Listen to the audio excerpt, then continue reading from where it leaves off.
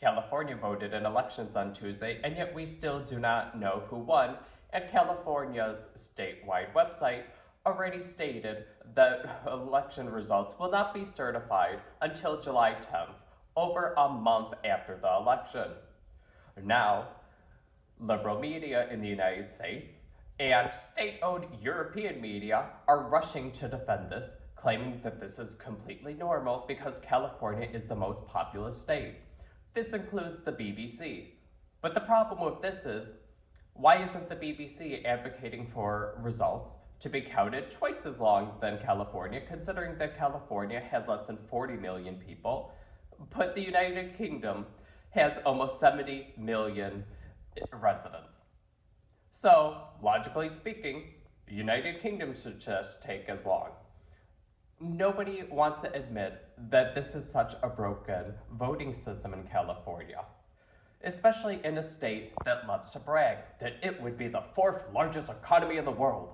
It is so rich, it would be so much bigger than all these other national economies. Yet magically, when it comes to voting, it then tries to say, oh, well, it also takes long besides the fact that there's all these mail-in ballots. Oh, there's a lack of resources at the local level. Well, California, have you tried to stop giving tens of billions of dollars of free handouts to illegal aliens who are not entitled to these tax dollars, and instead spend it on securing your elections? As we already saw, because California also allows for the ballot drop-off boxes, some ballots were burned. So even though California politicians are bragging that it will take long to count because every ballot will be counted, well, that's not true because some ballots were burned. Those ballots cannot be counted. And also the problem is when California is mailing out millions of ballots to all these voters, they don't even know how many ballots are expecting to still come in. This is just all a wait and see to see what happens. And as people are bringing up, it is very suspicious that when 24,000 ballots were counted, not a single ballot in the LA mayoral election went to Spencer Pratt, especially with how much of the vote that he's receiving, how he's currently in second place. Because let's be blunt, let's also look at Chicago, for example, real quick, not to go on a long tangent, but even with how unpopular Trump is within the city of Chicago elections, would you look at that? There's not a single neighborhood in Chicago where Trump received 0 votes. And yet we're supposed to believe that with 24,000 votes, Spencer Pratt received 0, which is almost statistically impossible considering what percentage of the vote he's currently at, where almost 1 in 4 voters are voting for him.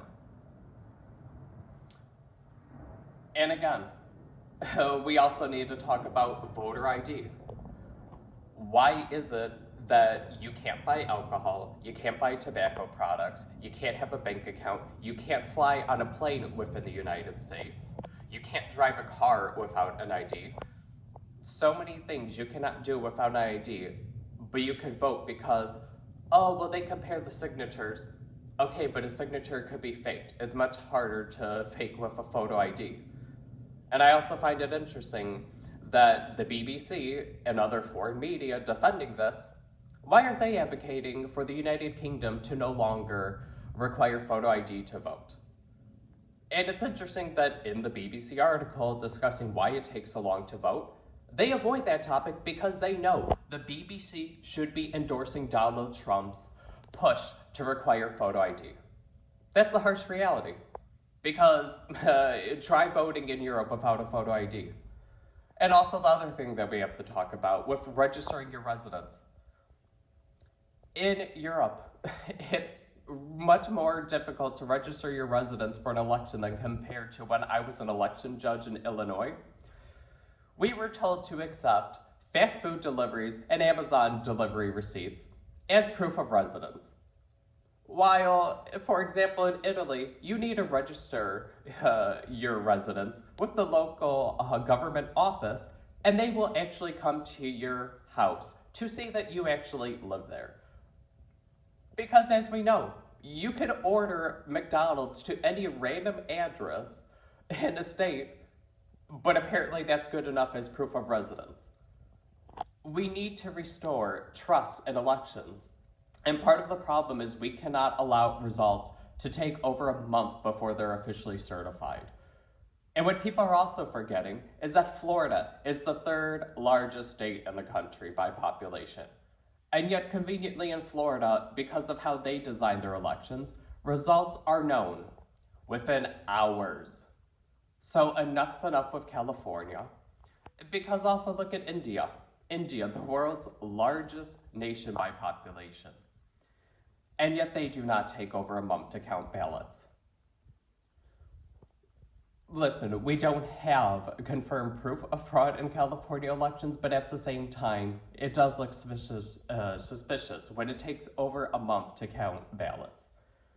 And it's not a good look, and it's not a good look for media to try to pretend that this is normal when they would never accept this in other countries.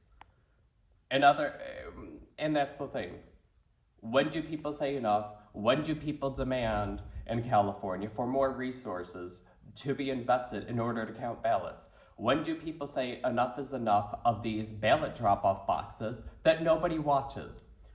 In the world's fourth largest economy, there's no money to make sure that there's an individual by these ballot boxes to ensure the integrity, that multiple ballots just aren't being stuffed in, that there's some accountability, that someone can't just light ballots on fire like has happened.